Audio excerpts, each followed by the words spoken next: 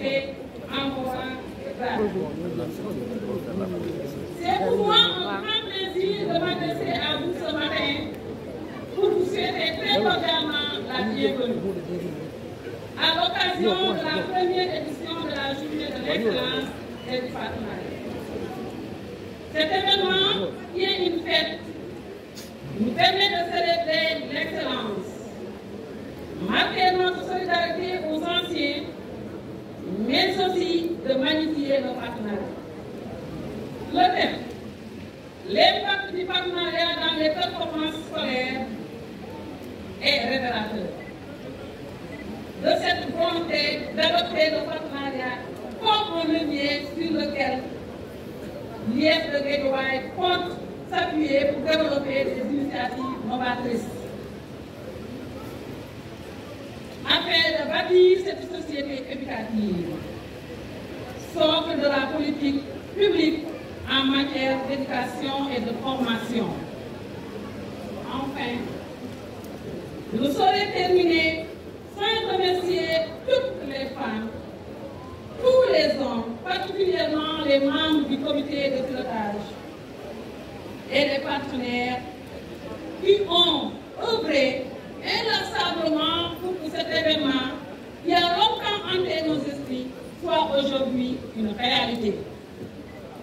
Merci de votre aimable attention. Merci beaucoup. Assalamu alaikum wa rahmatullahi wa barakatuh. Balaa may tàmbale damay ñaan imam bi nga xam ne moo fi nekk ñu fàttaliku suñu mag suñu maire Mouhamadou Beydi Seye yàlla seet ak ay yaxam xare bu àjjana parce que cérémonie bi loolu rek la ci am nañ leen jóg ñu jox ko cëram ñaanal ko moom yàlla xare bu àjjana loolu lay ñaan imam balaa may tàmbale.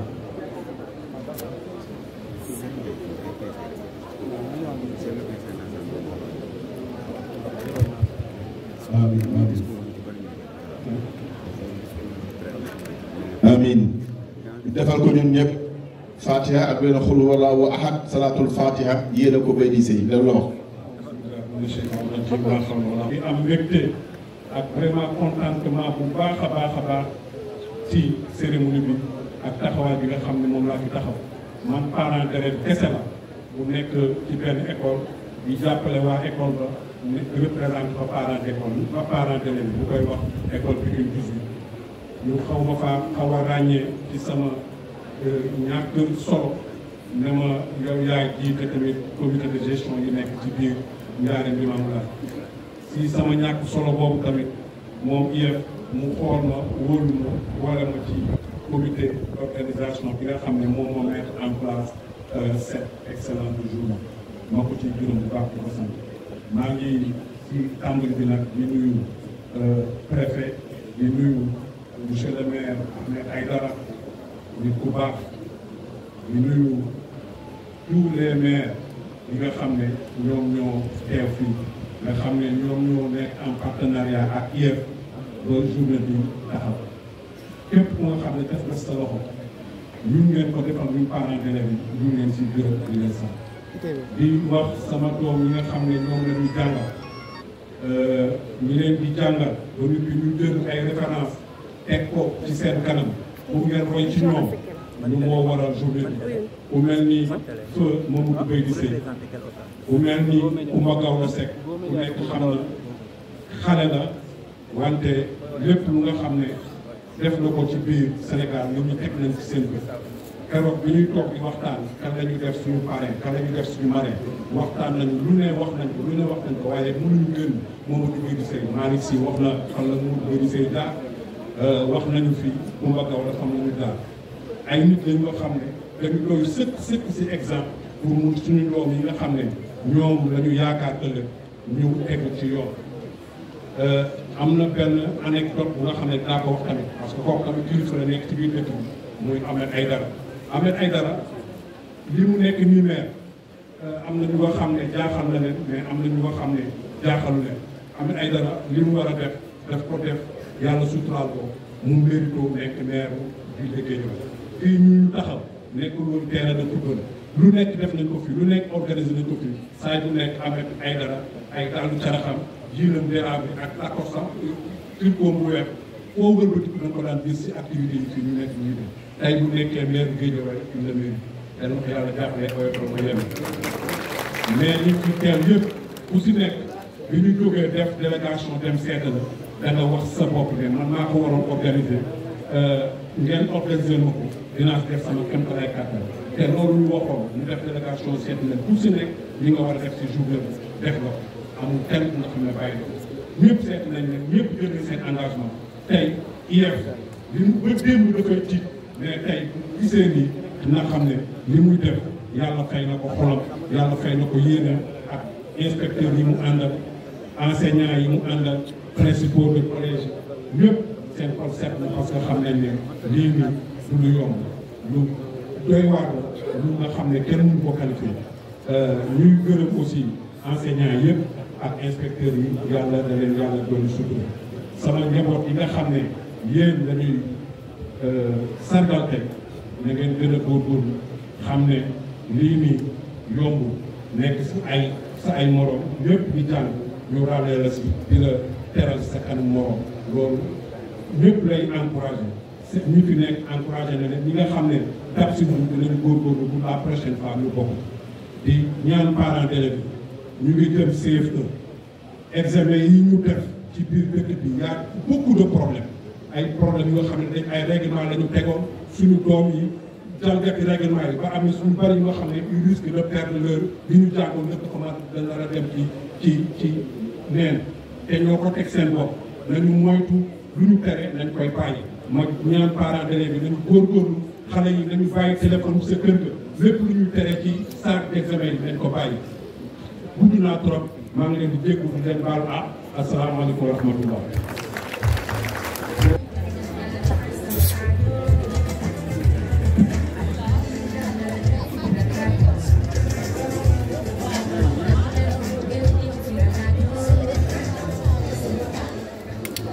Asalaamaaleykum wa rahmatullah.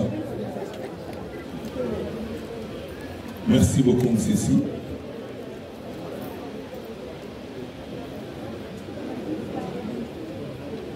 Monsieur le préfet du département de Guédiawaye, représenté par son adjointe,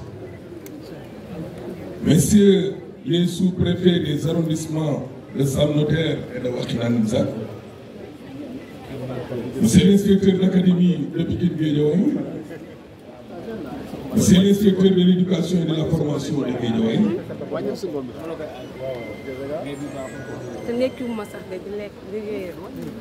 collègues députés, mesdames et messieurs les maires des communes de Golfe Sud, Sam Notaire, Ndiarème Limamoulaye et Wakhinane Nimzatt. Monsieur le maire Aliou Sall, monsieur le parrain, le professeur Daouda Ndiaye, madame la marraine Coumba Gawlo Seck, la famille de feu Beydi Sey, chers enseignants, chers élèves, chers parents d'élèves, distingués invités à vos rangs, titres, grades et qualités. L'excellence est la promesse que nous devons à chaque élève. De l'école maternelle au lycée général, technologique ou professionnel. L'égalité passe par la compréhension des difficultés et différences de situation en renforçant les moyens consacrés aux élèves les plus défavorisés. La maîtrise des savoirs fondamentaux, la lecture, l'écriture, les mathématiques, conditionne la réussite scolaire et constitue ainsi l'objectif prioritaire de nos politiques de réduction des inégalités. Cette priorité doit être réaffirmée et engagée dès l'école maternelle, qui est capitale pour réussir l'entrée dans les apprentissages de tous les enfants et prévenir le risque de décrochage à l'adolescence. C'est à l'école maternelle que l'enfant devient progressivement élève, diversifie son lexique, découvre les apprentissages mathématiques et prépare sa réussite à venir. C'est aussi à l'école maternelle que se découvre et se forge le plaisir d'apprendre en veillant à la sécurité effective des jeunes enfants qui, pour certains d'entre eux, découvrent la vie en collectivité. C'est pourquoi l'année 2024-2025 doit être une année de maturation et de nouvel investissement pédagogique, matériel et humain autour de l'école maternelle et de la continuité, notamment au travers de la formation des enseignants et professeurs. La priorité continuera d'être donnée aux Français, notamment la maîtrise de la lecture et de l'écriture, et aux mathématiques, dans les enseignements dispensés à nos élèves, dans la formation continue de nos professeurs des écoles, dans l'évaluation enfin des acquis des élèves. Au niveau du collège, la réduction des écarts de niveau en 6e, l'ouverture aux métiers au monde professionnel et le développement de la pratique sportive sur le plan périscolaire doivent constituer des actes importants des projets d'établissement. L'ensemble de ces priorités pédagogiques implique que les professeurs et l'ensemble des personnels bénéficient d'une formation initiale et continue de qualité. Les évaluations standardisées ont donné à nos enseignants et professeurs des repères pour identifier les besoins de leurs élèves et apporter des réponses adaptées et enrichir leurs pratiques pédagogiques. C'est pourquoi nous devons nous en emparer à tous les niveaux pour faire réussir nos élèves et les conduire sur le chemin de la réussite et de l'excellence. Mesdames et messieurs, l'égalité scolaire a une double dimension. Assurer le même niveau d'exigence et de bien-être à tous les élèves et se donner les moyens de mieux accompagner ceux qui sont les moins favorisés. Il nous faut tout d'abord construire une école pleinement inclusive où chacun, notamment les élèves en situation de handicap, se retrouve. La situation s'est considérablement améliorée en quelques années, traduisant à la fois un changement de culture avec comme principe la scolarisation des enfants en situation de handicap. Beaucoup reste à faire cependant. Une attention toute particulière doit être portée durant toute l'année à la relation avec les femmes. Le succès de l'école inclusive reposera sur notre capacité collective, communauté éducative en premier lieu, mais aussi collectivité territoriale, administration du secteur social et médico-social, professionnels de santé, à continuer de faire en sorte que tous les élèves qui doivent être accueillis le soir, mais aussi de leurs conditions d'accueil, d'accompagnement, notamment pédagogique et d'apprentissage, permettent en toutes circonstances leur épanouissement et leur plein accomplissement. Mesdames et messieurs, l'accompagnement personnalisé et les dispositifs devoirs faits devront être pleinement investis pour renforcer les acquis de tous les élèves dans les savoirs fondamentaux. La compensation des inégalités scolaires nous invite aussi à multiplier les moyens de lutter contre toutes les formes d'assignation, les freins et les difficultés auxquelles se trouvent nos élèves doivent tous être considérés et pris en charge. L'école doit pouvoir, en associant les collectivités territoriales, contribuer à la dynamisation et à l'attractivité de notre ville. L'école doit être un lieu de bien-être pour les enfants et les adolescents.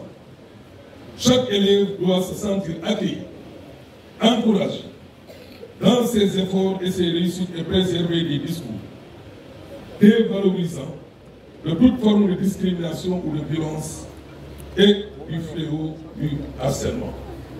L'expertise et l'expérience peuvent encore servir l'école sénégalaise sous d'autres formes. Chers enfants, chers élèves, chers récipiendaires, vous êtes les meilleurs, vous incarnez l'excellence. Je vous invite à poursuivre sur cette dynamique pour que vous soyez demain des modèles de citoyens et que dans ce lot de lauréats, qu'on retrouve sous peu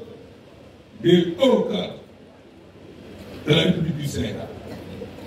Merci aux enseignants pour l'encadrement et l'accompagnement sans faille. C'est ainsi que je voudrais, par la même occasion, rendre hommage à mes enseignants qui m'ont formé dès le bas âge à l'école 17A et l'école 17B des HLM Paris. Je veux nommer Monsieur Alpha Seck, Madame Amina Mbaki, Madame Banogay Kébé et Madame Gadi Famokoulou. Merci de votre aimable attention. li ma bëggoon a wax tuuti sant ñëpp gërëm ñëpp jiital nuyoo bi nag madame le préfet mi nga xam ne moo fi toogal département préfet du département les deux sous-préfets au arrondissement au Golf ak Wakhinane inspecteur académique bu Pikine Guédiawaye inspecteur académique éducation et formation bu Guédiawaye monsieur Aliou Sall dégg nañ li mu def ci bis bi mu nekk ancien maire ñu sant ko gërëm ñi nga xam ne ñoom ñooy maire commune yi di juróomi commune yu Guédiawaye sant nag monsieur le parrain nga xam ne li mu fi def yëpp ñun ñoo ko waroon def di professeur le candidat Daouda Ndiaye. Merci beaucoup à notre cher ami grand frère mais pas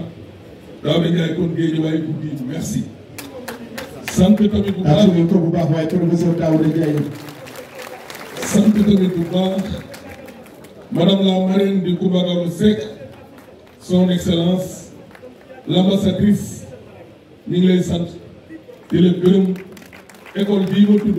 ne foofu laa jàngee sixième ba amee fa entrant à CE1 ba ki démul la ko Coumba Gawlo Seck jaar réfectionné defar école bi yëpp kon Guédiawaye yëpp ñu ngi lay wax sant tamit jàngalekat yi nga xam ne ak lu ñu mën fi jàngale képp koo xam ne dem nga ba am ay responsabilité wala dara nekk ci sa biir bopp bi ñoom ñoo ko waral kon métier la boo xam ne kenn mënu leen a fay sant tamit élèves yi nga xam ne ñoo fi nekk waajuru ndongo yi te njiit la le président Ousmane Kane ñi nga xam ne ñoo fi ne honorable député yi fi nekk yëpp sant nañ leen gërëm leen lii nga xam ne nag moom la ñu organiser fii sant tamit njabootu ndem si yàlla bay di sëy nekkoon jàngalekat nekk maire nekk un homme social nekk un père de famille ñaan bi ñu ko ñaanal fii ñu ngi ñaan yàlla xeetu si àjjana yu gën a kaw sant tamit presque lii ñu defal xale yi tey nag teraanga mënu koo wees te tamit dafay yokk góorgóorlu ñuy xam ne nag wàllum boo doxal ne ci mbirum xeet ak yeneen amul place ci école ba tax na nag résultat yi nga xam ne gis nañ ko Guédiawaye ren ci baccalauréat ak ci BFEM bi ak ci CE1 xel dal na ca ñuy wax kon jërëjëf monsieur Yaya Coly CE1 60 à 74%, BFM 62 à 72%, te presque bac bi tamit ci 60 à 80 presque %. fii ci diwaanu Guédiawaye ñu ngi leen di gërëm di leen sant bu baax a baax a baax sant nañ nag ñi nga xam ne ñoom ñoo fi nekk yëpp gërëm tamit ñi nga xam ne tudd naa leen sànq nga xam ne ñoom nag samay jéego yi dëkk ci wàllu l'école te yàlla dogal am ñoo xam ne ñoo fi nekk fii ci Guédiawaye mu am juróom-benni at ñoom ñoo ma njëkk a jàngal ñu toog fi tey ñu war leen a sargal mënumaa ñëw ba dem te duma leen sargal delloo leen dugal gërëm leen sant leen bu baax a baax ba ñu doonee abagada wala ABC dugal ko sans boppi ñi ma bëgg a tudd ñooñu nekk ci jiitu mooy Amina Mbacke moom ma yoroon sëy kii di madame Gadji Fama Koundoul yoruma CM1 avancé que yoruma CM2 madame Badogay Kébé moom ma yoroon su ma jumulee CP kon tey ñoo ñëw jàkkaarloo man fii étant le premier magistrat de la ville ñooñu aw ma seen pay donc monsieur Coly yow ñu organiser lii ba ma dajee fekk ñooñu sant nañ la gërëm nañ la sant tamit l'ensemble des membres ñi nga xam ni ak le corps enseignant le corps professoral gërëm tam kilifa yi nga xam ne ñoom ñoo war a lii yëpp merci beaucoup di ñaan yàlla ñu fekk ko déwén ci jàmm. Merci monsieur.